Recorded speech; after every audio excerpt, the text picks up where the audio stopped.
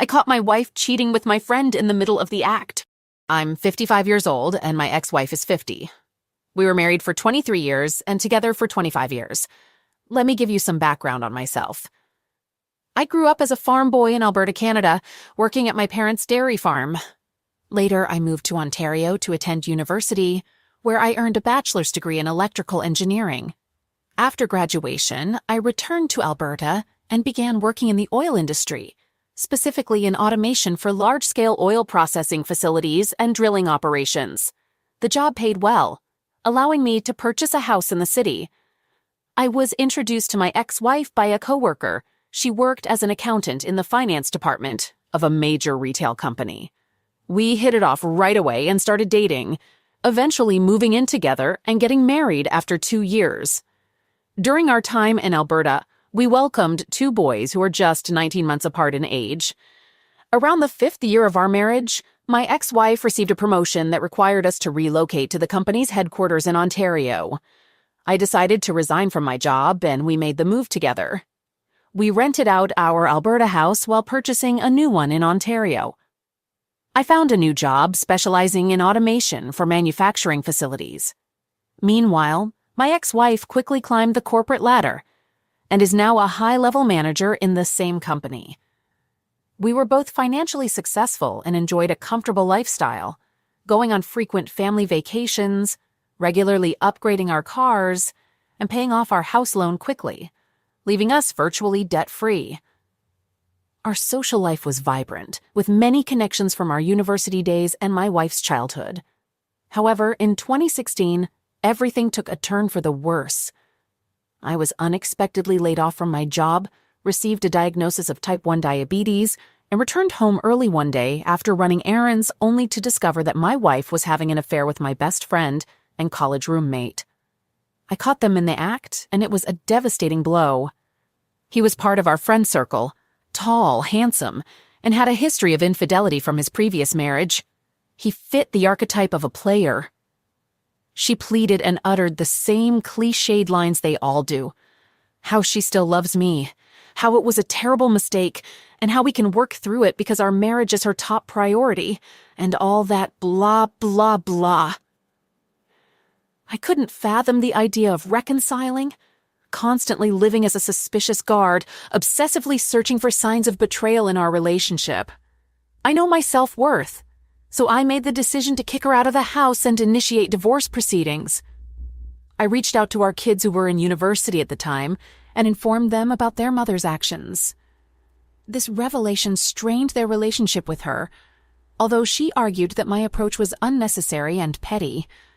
I also contacted our mutual friends to share the truth, and to my surprise, most of them were already aware of the affair. One even revealed that it had been going on for 3 years. I felt completely blindsided, perhaps because I was naive and had complete trust in my then-wife. Upon learning this, I chose to go no contact with my ex, allowing all communication to be handled through my lawyer. I severed ties with them all, never speaking to them again. During that period, I experienced depression, uncontrollable rage, and had difficulties sleeping and eating. It was the most excruciating pain I had ever experienced, and I never want to go through it again.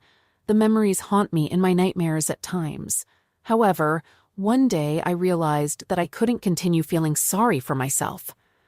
I decided to find ways to keep my mind occupied. I took up jogging and exercising, discovered the joy of cooking as a hobby, and embarked on learning how to play the guitar. These activities served as distractions from the painful memories. Playing the guitar in particular was a tremendous help. It was challenging to master, requiring hours of practice, but it kept me from dwelling on the past. One of the first songs I learned on the guitar was The Sound Of by Jan Arden. It's a powerful song about recovery that I highly recommend. Another thing that brought me solace was getting a Rottweiler puppy, the same breed we had on the farm when I was younger. My ex never liked pets, so we never had one before. Taking care of the puppy became a source of comfort and distraction for me. The responsibility of caring for it gave me a sense of purpose during the tough times. As for the divorce, we sold the house and split the equity, divided the money in our savings account. Fortunately, our retirement savings were equal, so there was no need to divide them. After the divorce, I returned to Alberta, where I had a house and started my own successful consulting business. Even in the midst of a recession, I've managed to thrive. I sold my house and purchased a new one in Canmore, nestled at the base of the majestic Rockies.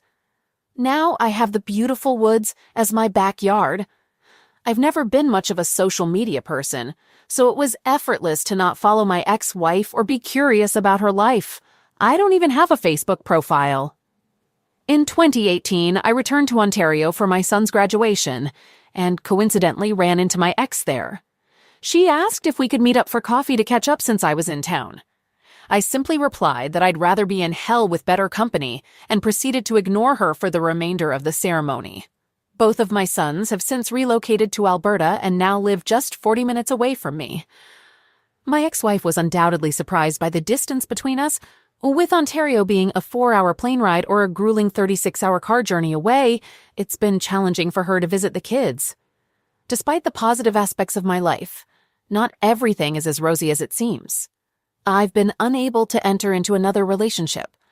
Trust issues have plagued me, and I've come to the conclusion that it wouldn't be fair to my partner. As a result, I made the decision to stop dating altogether. I may be alone, but I don't feel lonely. I have found genuine happiness in my life, even without someone to share it with. To all of you in this sub, my heart goes out to you and what you're going through. I can testify that it does get better. And even if you find yourself alone like me, it's far better than living with a cheater and the lingering presence of their betrayal. Update. Hey there, folks. I wanted to reach out this time to seek some advice.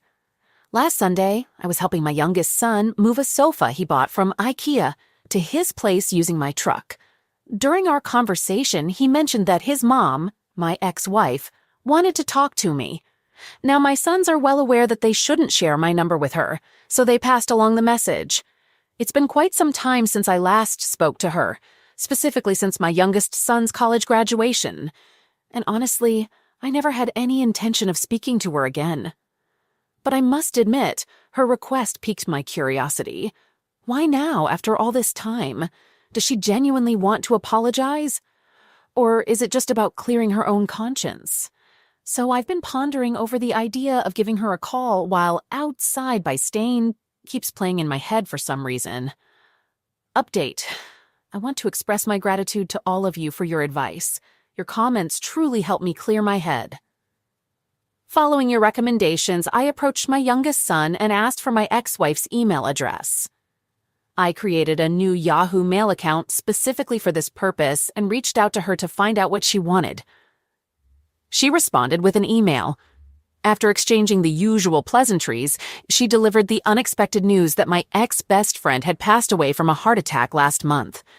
In response, I composed the following message to her last night. Dear Satan's spawn, I'm at a loss for words, except maybe Mazel Tov.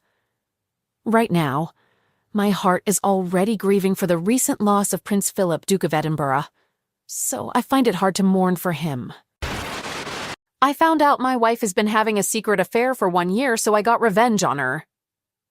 Oh boy, she didn't see that coming. Back in 2008, during my time in school, I crossed paths with this incredibly awesome girl. Let's call her CR. I was 21 years old and she was on the verge of turning 19. And together, we experienced the feeling of love for the very first time. We were attending the community college, pursuing different paths. I was into theater design while she was studying education. Despite living about 30 minutes apart, the distance was merely a minor inconvenience as we made sure to spend every available moment together between classes. Now that I reflect on it, that bit of distance between us actually had its perks.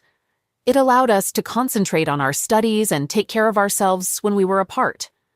Plus, the anticipation of visiting each other's homes made those moments all the more meaningful. In 2009, CR completed her associate's degree and made the decision to transfer to a state school to pursue her degree in early childhood special education. Despite the distance, which was just a short train ride away, I made it a point to spend 1 or 2 weekends a month with her. Then, on Valentine's Day 2010, I got down on one knee and proposed to her. I wasn't really cut out for school, so in May of that year, I made the decision to enlist in the USAF. Suddenly, I found myself being stationed in a place that neither of us had ever expected to visit, and it was halfway across the country. But just like before, we were determined not to let distance stand in our way. It's important to mention that her mom was not a fan of mine. I have no idea why, but she was always incredibly loud, rude, annoying, and disrespectful. She was from the city, while her family had been farmers on the land since the 1870s, so maybe that played a role in her animosity. For the purposes of this story, let's refer to her as Evil Bitch, or EB for short. Another important detail to note is that I have a fantastic memory, and this will come into play later on in the story. Moving on to my military experience, I had a 2-week break between my training and being deployed to my first and only duty station. It so happened that this break fell during the Christmas and New Year holidays. Although we were engaged, we hadn't really discussed the specifics of getting married. She preferred a small ceremony with just her family and cousins, while I was perfectly fine with a courthouse wedding to keep things simple. I don't want to give the impression that I was pressuring her into it, but in my mind, getting married meant I would be eligible for a full monthly housing allowance, which would be helpful since I would soon be living in the barracks. I planned to save the allowance to have a proper wedding ceremony when we had more time, maybe in a year or two. In the end, we decided to get married secretly without informing anyone, as we knew our families would be upset about not being involved. The plan was to have a later fake wedding ceremony where both our families and friends would be included. However, things didn't go as planned. When it turned out that I couldn't collect the housing allowance because I was living in barracks, the military authorities discovered my marriage 6 months later and forced me to move out and find a house on base. Despite this, we didn't tie the knot during my home leave, and instead embarked on a cross-country journey via Amtrak train. If you have the time, I highly recommend experiencing a cross-country train trip. The first opportunity we had to reunite was during her spring break in early March. It was then that CR and I decided to elope and got married at a courthouse. We spent the following days enjoying each other's company, just like any young married couple would. In June, I returned home for a couple of weeks, and that's when things took a turn. During that time, my wife volunteered as a counselor for a summer camp organized by Easter Seals, which caters to special needs kids. I dropped her off at the camp after celebrating her birthday together, and little did I know it would be the last time I saw her that summer. Throughout the rest of the summer, it was a hit or miss trying to get in touch with her. She was fully dedicated to her role, being on the clock 24 hours a day for 5 days a week. Taking care of those kids, I understood and respected her commitment. Once she returned to school in the fall, though, I noticed her growing distant. She would often use the excuse of her phone randomly dying at strangely predictable times every week. However, she did fly out to spend Christmas with me in our new, albeit modest, duplex. During that time, everything felt amazing, just like before. But after Christmas, she reverted back to her reclusive ways from the previous semester. Let's jump ahead to May 2012. I took a whole month of leave to fly back home for her graduation and to help her move in with me. But when I saw her, she seemed like a completely different person. Every interaction with CR felt forced and insincere, and looking back, I should have realized something was seriously wrong. She had arranged these so-called mock interviews with a couple of grade schools near her hometown, and I genuinely believed she was just trying to gain interview experience. Boy, was I naive. As I started to catch on to how determined she was to secure a job in our home state, she broke down in tears, making it seem like I was forcing her to choose between me and her career. Naturally, I wanted to prioritize our marriage above all else. I went back to base alone, feeling completely shattered. A couple of weeks later, I couldn't take it anymore and confronted her, demanding to know what the hell was going on. That's when she confessed to having fallen in love with one of her fellow camp counselors and carrying on the affair for about 9 months. She claimed she wanted to tell me but didn't know when, feeding me that usual, too guilty to tie your own shoes, bullshit. And then, she actually expected me to just walk away from our relationship right then and there. No way. I fought tooth and nail to hold us together for 2 more months before finally filing for divorce. I'll spare you the sappy details. But the divorce was officially filed in late August and became final in December, as there was a mandatory 90-day waiting period in my state. Experiencing the agony of that one-sided relationship is something I wouldn't wish upon anyone unless they truly deserved it. It turns out that E.B., my soon-to-be ex's mother, whispered all sorts of lies to her, falsely claiming that I joined the military to escape from her. Can you believe that? And to make matters worse, she had the audacity to blame me for all the crying and misery her oldest child was going through. My ex never admitted who was behind all the blame, but I had been so close to her dad and siblings that it's hard to imagine they would suspect me. However, E.B. was incredibly manipulative, and by Halloween, they had all turned against me. That was the breaking point for me. I was on the verge of ending myself, and my anxiety attacks were hitting me almost daily. I was utterly miserable, tired of being deceived, tired of the slander, tired of being painted as the villain when I was the one who had been attacked in this situation. I began by sending text messages to her brothers and sister, revealing the truth. "Hey, I'm actually your brother-in-law. Nice to know that we don't keep secrets, right?" CR exploded with anger, but that was only the beginning. I took matters into my own hands and wrote an extensive 3,000-word letter detailing every single aspect I could remember about what had transpired. Our marriage, including copies of the marriage license and certificate, our plans for the future, and how I was the only one fulfilling our expectations.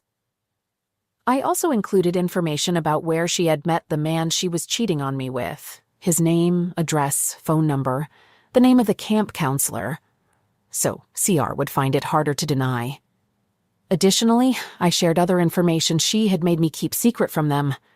I sent copies of this letter to every member of her extended family, at least those I had addresses for, her roommates, the summer camp she worked at, professors she had mentioned in past conversations, and even the principal of the school where she ended up teaching. The aftermath of my actions was nothing short of catastrophic. Her deeply religious Catholic family practically disowned her. Her reputation at her previous school was irreparably damaged, and the tension at her new job became so intense that CR was forced to resign before the Christmas break began. As for me, finally unburdening myself from those secrets was an incredibly cathartic experience, one that brought me a sense of relief like never before.